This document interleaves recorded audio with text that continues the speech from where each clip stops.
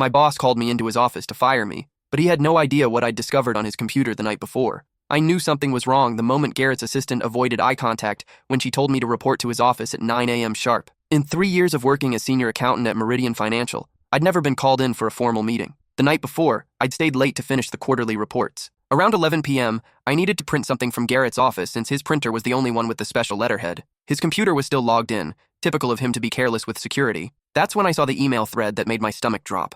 Subject, Problem Employee Disposal Plan. The emails were between Garrett and our HR director, Vivian Cross. They detailed how they'd been systematically documenting minor infractions against me for months, building a case to fire me without severance. But that wasn't the worst part. They were planning to blame me for the missing $47,000 from the client trust fund, money that Garrett had been siphoning off to pay for his gambling debts. I'd taken photos with my phone before logging out and leaving everything exactly as I'd found it. Now, sitting in his office, I watched Garrett shuffle through a manila folder with my name on it. His bald head was already sweating despite the air conditioning. "This is difficult," he began, his voice taking on that fake sympathetic tone. "Your performance has been declining, and we've had several complaints about your work quality." "Which complaints?" I asked calmly. He blinked rapidly. "Well, there have been various issues. Missing deadlines, calculation errors. Can you show me specific examples?" His jaw tightened. "That's not really necessary. The point is, we're going to have to let you go. Effective immediately." I nodded slowly. "I see. And what about the missing money from the Townsend account?" The color drained from his face. "What are you talking about?" "The $47,000 that disappeared over the past 6 months. I assume you'll need me to stay and help investigate that before I leave?" Garrett's hands started trembling slightly. "I don't know what you're implying, but..." "I'm not implying anything," I said, pulling out my phone. "I'm stating facts." I swiped to the first screenshot and held it up. "Like this email where you told Vivian that you needed to clean up the Townsend mess before the audit. Or this one where you discussed moving money to cover the shortfall." Garrett lunged for my phone, but I'd already pulled it back. "You broke into my computer," he hissed. "That's illegal. Actually, you left it logged in. I was just printing documents for work. The fact that I saw your confession was purely coincidental." His face cycled through several shades of red before settling on a dangerous purple. "Nobody will believe you. It's your word against mine, and I'm the vice president." I smiled. "You're right. It would be my word against yours. That's why I didn't just rely on screenshots." I pulled out a small digital recorder from my jacket pocket. "Remember last Friday when you called me into your office to discuss the Townsend account discrepancies? You were pretty chatty about how someone had been creative with the bookkeeping. You even joked about how easy it would be to blame a disgruntled employee." Garrett's eyes went wide.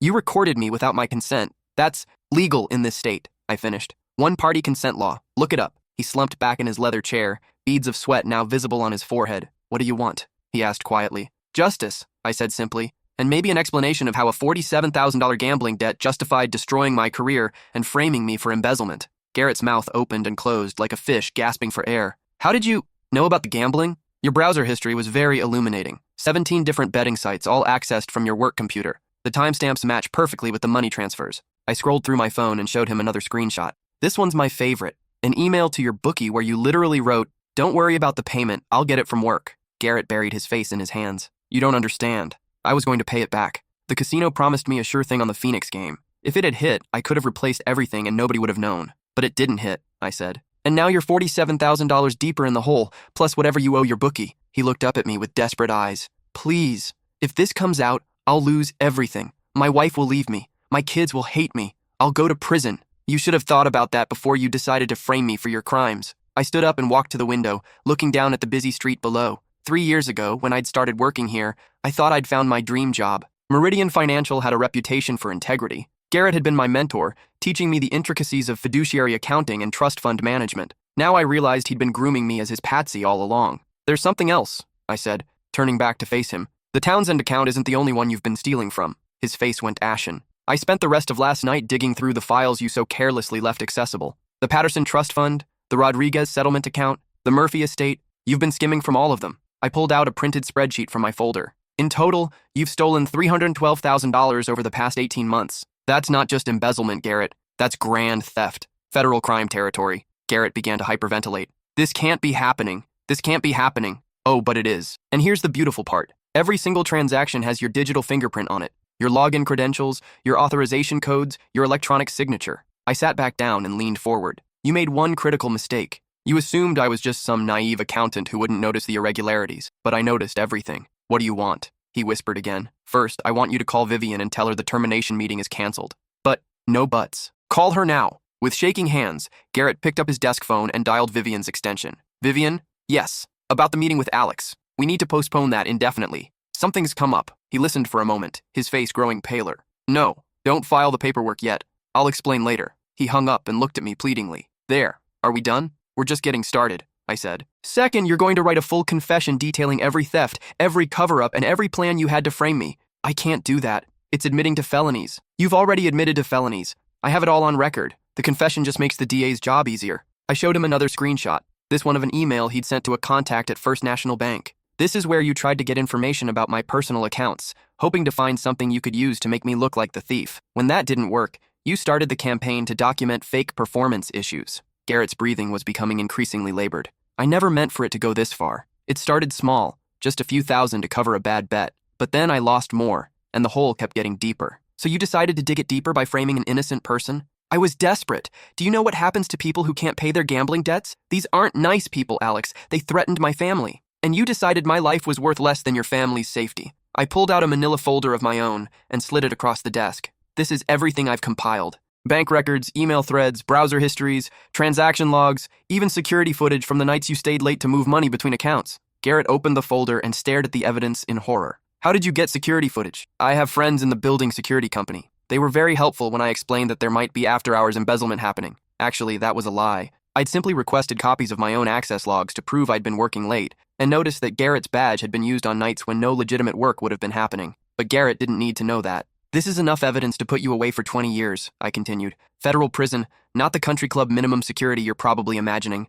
Garrett was now openly crying. Please, I'll do anything. I'll pay back every penny. With what money? You've already proven you can't control your gambling addiction. Besides, some of that money belonged to a widow's trust fund. Do you have any idea how many meals she's missed because you needed to bet on basketball games? He looked up sharply. Mrs. Patterson? 87 years old, living on a fixed income from her husband's estate. The estate you've been gradually draining to fund your addiction. I'd actually done deep research into every account Garrett had stolen from. The Patterson case was the most heartbreaking. An elderly woman whose late husband had worked 2 jobs for 40 years to ensure she'd be comfortable in retirement. I didn't know, Garrett whispered. You didn't want to know. It's easier to steal from faceless accounts than from real people with real problems. I stood up again and walked to his office door. Here's what's going to happen next. You're going to sit down and write that confession. Every detail, every theft, every lie. Then you're going to call the police and turn yourself in. And if I don't, I smiled coldly. Then I call the FBI, the state attorney general, the local news stations, and I make sure everyone knows not just about the embezzlement but about your plan to frame me for it. I opened the door partway, then paused.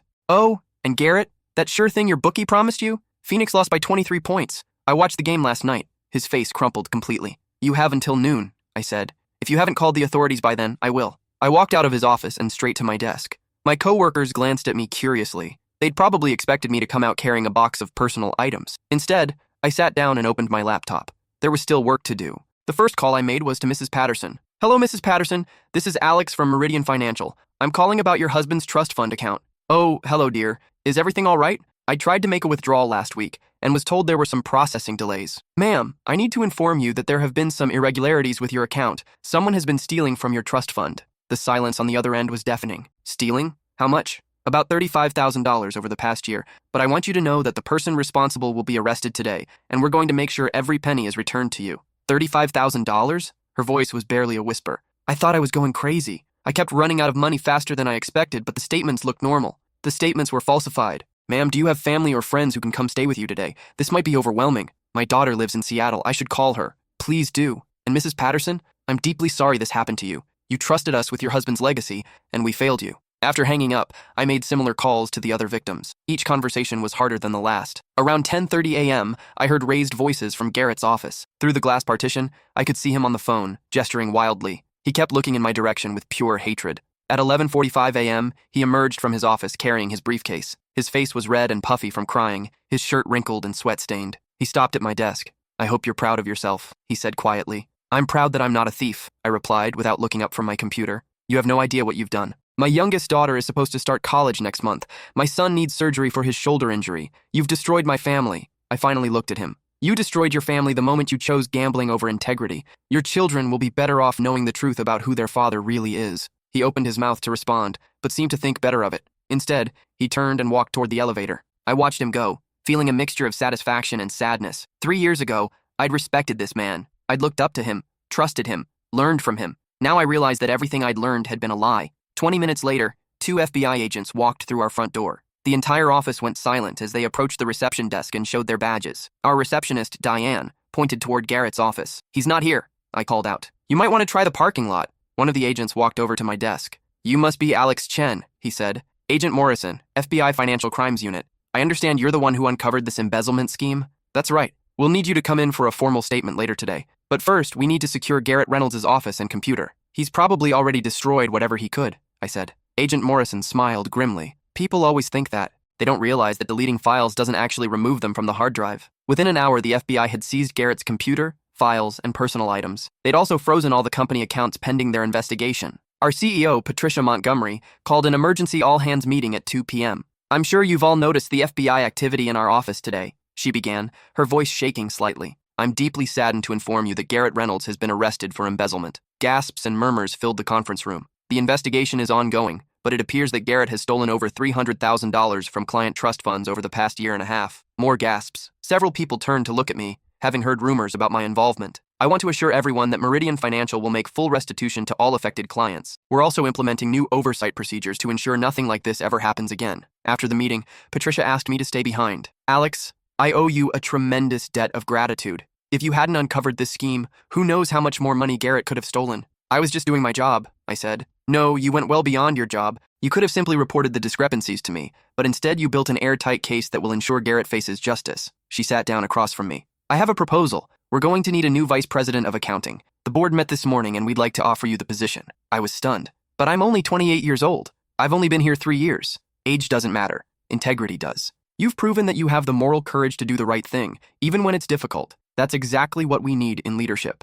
The salary increase was substantial, nearly double what I'd been making. More importantly, it came with the authority to implement real changes in our oversight procedures. I accepted on the spot. Over the next few weeks, the details of Garrett's crimes became public. The local news ran a series of investigative reports about the embezzlement. My role in uncovering the scheme was mentioned, but I declined all interview requests. The most satisfying moment came when Mrs. Patterson called to thank me. "Dear, I got the check from your company yesterday. Every penny plus interest." I cried for an hour. "You deserved much better treatment from us," I said. "No, dear. I deserved exactly what you gave me. Someone who cared enough to fight for what was right." Garrett's trial began 6 months later. The federal prosecutor called me as a witness, and I spent 2 days on the stand explaining how I'd uncovered the evidence. Garrett's defense attorney tried to paint me as a disgruntled employee seeking revenge, but the evidence was overwhelming. Digital forensics had recovered thousands of deleted files, including detailed records of every theft. The most damaging evidence was a video diary Garrett had recorded on his personal laptop. Apparently, his therapist had suggested he document his gambling addiction. In the videos, he openly discussed stealing from client accounts and his plan to frame me if he got caught. "I know it's wrong," he said in one video, "but Alex is young and naive. If worst comes to worst, I can make it look like she was the one stealing. She trusts me completely. She'd never see it coming." The jury deliberated for less than 3 hours. Guilty on all counts. Garrett was sentenced to 12 years in federal prison and ordered to pay full restitution plus penalties, nearly $500,000 total. Since he'd already lost his house, car, and most of his assets to his gambling debts, the restitution would likely take the rest of his life to pay. His wife filed for divorce during the trial. His children, now aware of what their father had done, refused to speak to him. At his sentencing hearing, Garrett's lawyer asked if he could make a statement. The judge allowed it. "I want to apologize to the clients whose money I stole," he said, his voice barely audible. "And I want to apologize to Alex, who I tried to destroy to cover my own crimes." He turned to look at me in the gallery. "You were right to expose me. I was a coward and a thief, and I deserve everything that's happened to me." I felt no satisfaction in that moment, just sadness for what he'd thrown away and relief that justice had been served. After the sentencing, I walked outside to find Agent Morrison waiting by my car.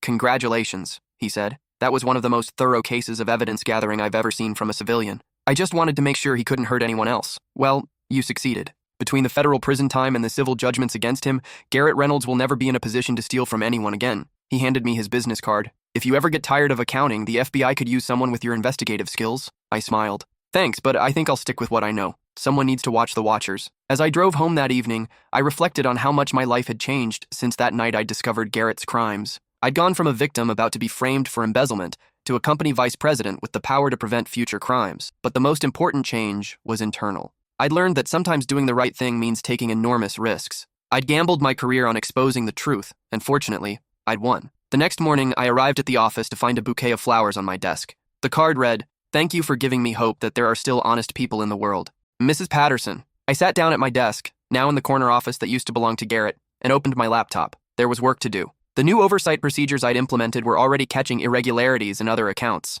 Nothing as dramatic as Garrett's theft, but small discrepancies that needed investigation. As I reviewed the reports, I thought about what Agent Morrison had said. Maybe I did have a talent for investigation. But more than that, I had something Garrett had lost somewhere along the way. A clear sense of right and wrong. My phone buzzed with a text message from an unknown number. "This is Garrett. I'm in minimum security now. I wanted you to know that I don't blame you anymore. You did what I should have done myself years ago. You stopped a criminal. Thank you." I stared at the message for a long moment, then deleted it. Some chapters of your life need to stay closed. I turned back to my computer and got to work. There were clients to protect, employees to manage, and a company's reputation to rebuild. Most importantly, there was a promise to keep. To Mrs. Patterson, to the other victims, and to myself. I would make sure that what happened with Garrett never happened again. Not on my watch. The irony wasn't lost on me. Garrett had called me into his office to destroy my career, thinking I was just another naive employee he could manipulate and discard. Instead, I'd walked out with his career in ruins and mine transformed. Sometimes the person you try to push down becomes the one who brings you to justice. And sometimes that's exactly what the world needs.